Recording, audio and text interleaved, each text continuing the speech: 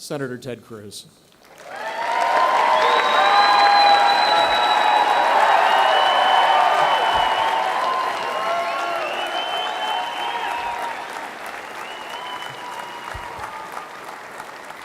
God bless the great state of Illinois.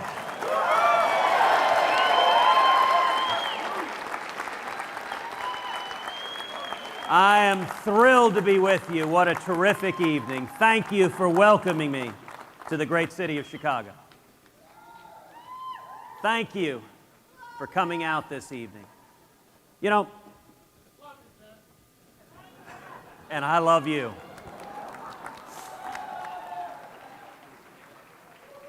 You know, you can tell a lot about a word by studying its history, its origins. If you look at the word politics, its roots are two parts. Poly, meaning many, and ticks, meaning blood-sucking parasites. And that is a fairly accurate description of Washington, D.C.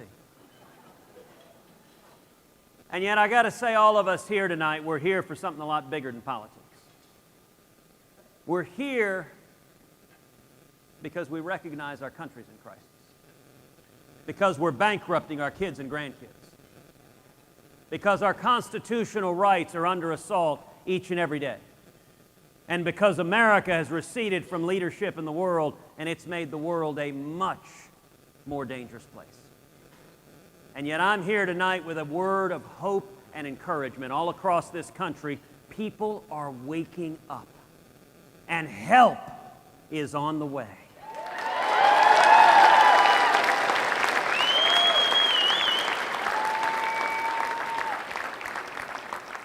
I believe this next election will be about three key issues: jobs, freedom, and security. Let's talk about each of them. Let's start with jobs. You know, let me talk for a minute to all the single moms out there who are working 2 or 3 part-time jobs, who've had your hours forcibly reduced to 28, 29 hours a week because Obamacare kicks in at 30 hours a week. Let me talk to all the steel workers and truck drivers and mechanics and plumbers, the men and women with calluses on your hands, the union members who've seen your wages stagnate, stay the same year after year. Cost of living keeps going up, but somehow your wages don't seem to keep pace. Let me talk to all the young people coming out of school. You got student loans up to your eyeballs. You're scared, am I going to get a job? What does the future hold for me? And the media tries to tell us this is as good as it gets. Well, let me tell you, that is an absolute lie. You know, it's easy to talk about making America great again. You can even print that on a baseball cap. But the critical question is, do you understand the principles and values that made America great in the first place?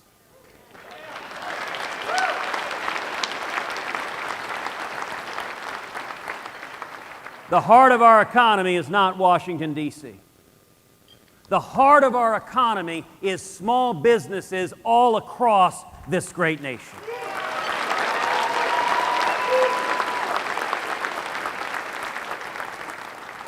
If you want to kill the economy, do what we've done the last 7 years, hammer small businesses all day long. On the other hand, if you want to see jobs explode, then take the boot of the federal government off the backs of the necks of small businesses.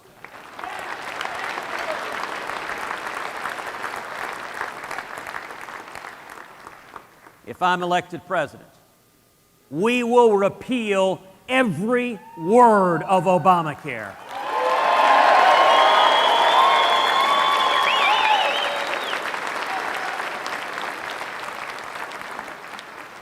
We'll pass common sense health care reform that makes health insurance personal and portable and affordable and keeps government from getting in between us and our doctors.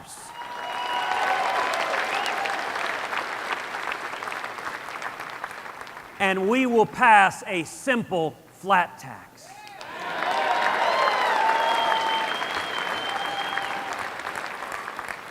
where every American can fill out our taxes on a postcard. And when we do that, we should abolish the IRS.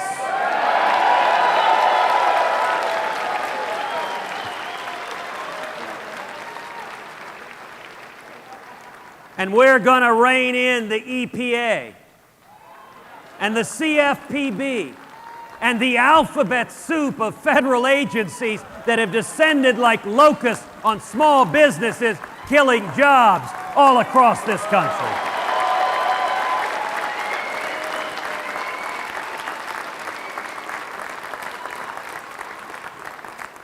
We're going to stop amnesty, secure the borders, end sanctuary cities, and end welfare benefits for people here illegally.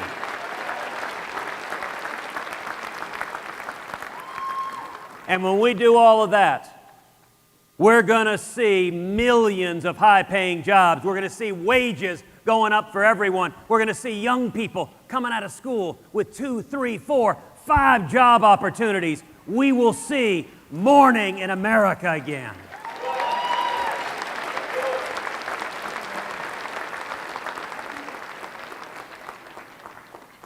The second critical issue in this election is freedom. You know, just a few weeks ago, the passing of Justice Scalia underscored just how critical this election is.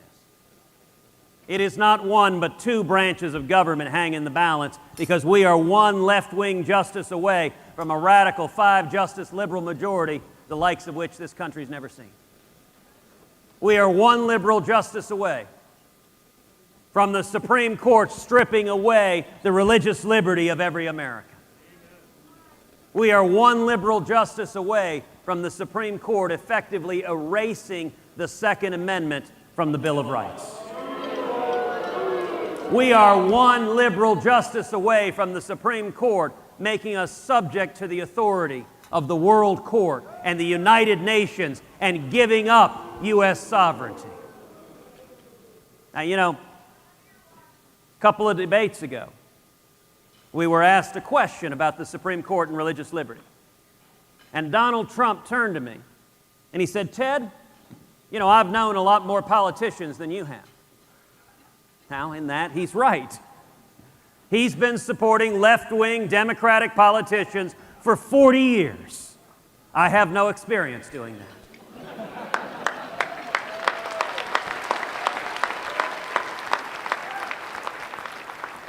But Donald said, "Ted, when it comes to the Supreme Court, when it comes to religious liberty, you need to learn to compromise. You need to learn to negotiate. You need to work with the Democrats." Well, let me be very, very clear to the men and women of Illinois. I will not compromise away your religious liberty.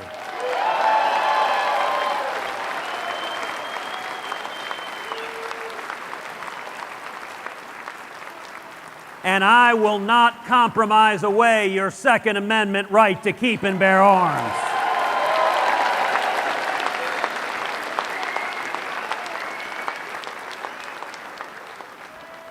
Donald Trump has told us he intends to negotiate with Harry Reid and Chuck Schumer and agree on a compromise to replace Antonin Scalia. Well, I'll tell you this, every justice I put on the Supreme Court will be a principled constitutionalist who will vigorously protect the Bill of Rights for your kids and for mine.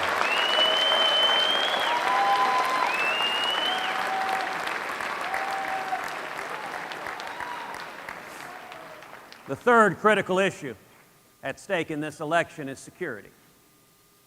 You know, again, we have seen a president who abandons and alienates our friends and allies, and who shows weakness and appeasement to our enemies. 2 debates ago, Donald Trump explained, he said if he was president, he would be neutral between Israel and the Palestinians. Well, let me be very, very clear for you. If I am president, I have no intention of being neutral. America will stand unapologetically with the nation of Israel.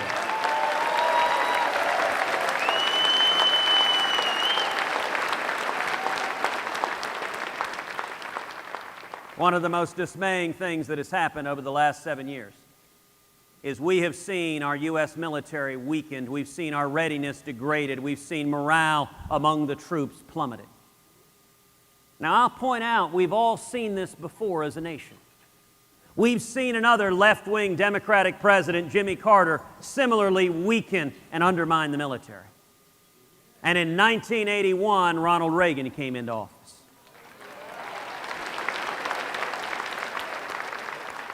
And what did he do? He passed tax reform and regulatory reform. He lifted the burden, the boot of the federal government off of small businesses. Jobs explode. We saw millions of high-paying jobs. We saw trillions in new revenue to the federal government. He rebuilt the military, and we bankrupted the Soviet Union and won the Cold War.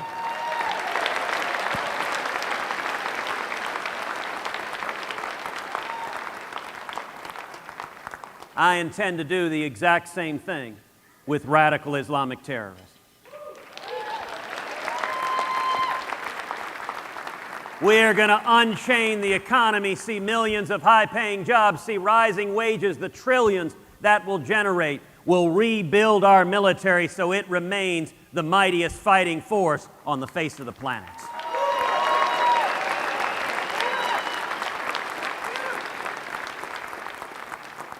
And no longer will our military be governed by political correctness.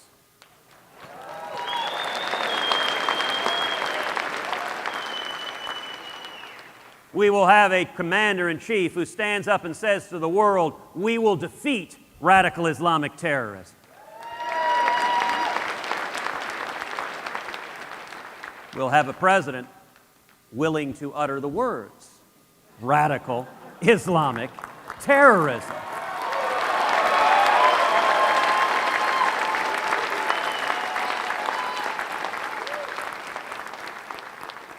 And you know, one of the saddest aspects of the last 7 years has been this president sending our fighting men and women into combat with rules of engagement so strict that their arms are tied behind their back, that they cannot fight, they cannot win, they cannot defend themselves. That is wrong. It is immoral. And mark my words, in January 2017, it will end.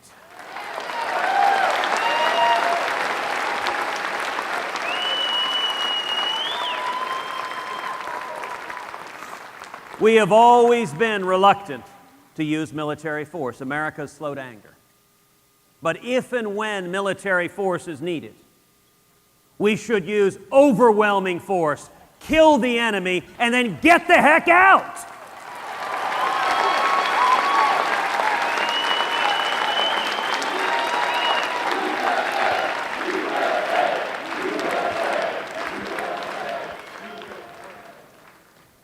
So let me talk a minute about politics. Where are we now? We're just a few days out from the Illinois primary. This race started off with 17 candidates. We had an incredible, diverse, young, talented, dynamic field of Republicans. What a contrast with the Democrats.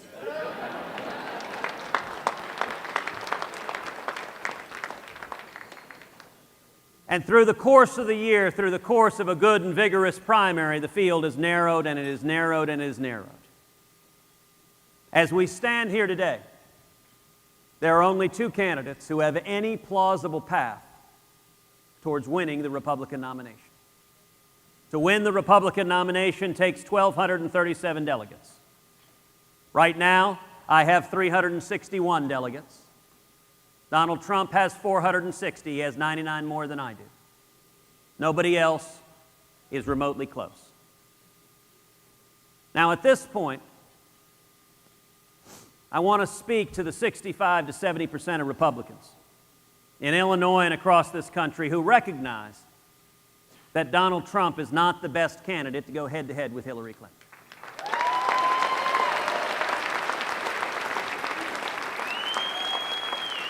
That if we nominate Donald Trump, we lose. Over and over again, every poll shows that Hillary doesn't just beat him, but wipes the floor with him, wallops him. And if we lose the Supreme Court for a generation. We lose the Bill of Rights. In all likelihood, we lose the Senate and maybe even the House, and we lose races all up and down the ballot. If you're one of the 65 to 70% of Republicans who recognize Donald Trump is not the best candidate to go up against Hillary Clinton, then I would welcome you to come and join us, because our campaign is the only campaign that has beaten Donald Trump over and over and over again, and that can and will beat Donald Trump and win this nomination.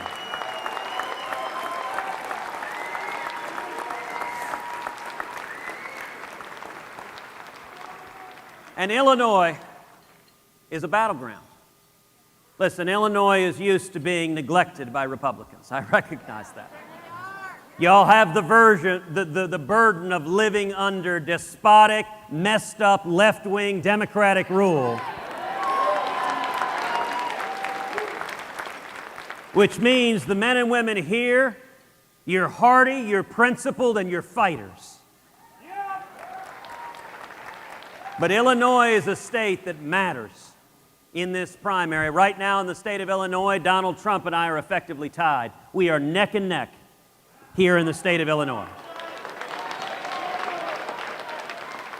And to get to 1237, listen, the media has already given the nomination to Donald Trump. They desperately want him to be the nominee because he may be the one person on the face of the planet Hillary Clinton can beat.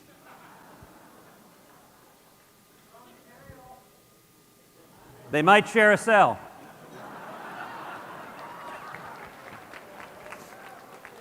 But the nomination is not going to be decided by the Washington establishment parachuting in some favored choice at a brokered convention. If you want to beat Donald Trump at the ballot box.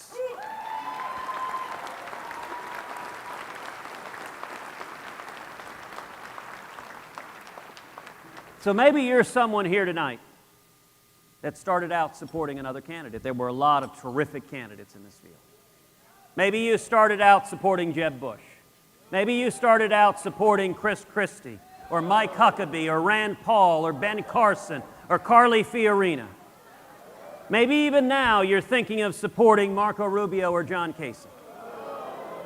Well, let me be clear, all of those are good, honorable, decent men and women. They are people I respect and admire. But what the elections have made clear is that none of them is in a position to be able to beat Donald Trump and win the Republican nomination. So if you started off supporting one of those other candidates, let me invite you to join us. Come stand together, stand united as one.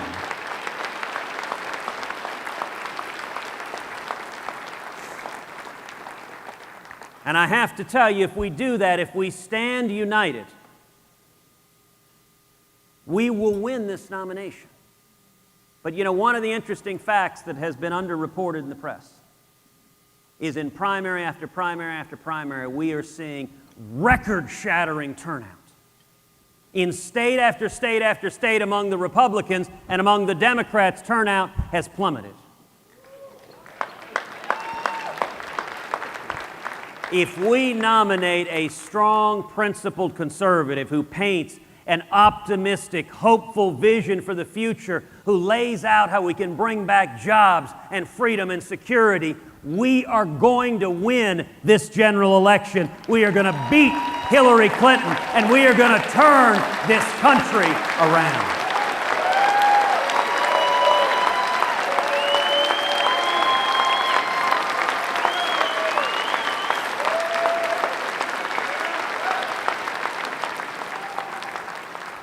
So I thank you for your passion. I thank you for your leadership. I ask you to join us not only to come out and vote on Tuesday, but to pick up the phone and call your friends and your family and your neighbors and your loved ones and urge everyone, let's stand together. Let's stand united. And it took Jimmy Carter to give us Ronald Reagan. And I am convinced the most long-lasting legacy of Barack Obama will be a new generation of leaders in the Republican Party who stand and fight for liberty, who stand and fight for the Constitution, and who stand and fight for the Judeo-Christian values that built this great nation. Thank you, and God bless you.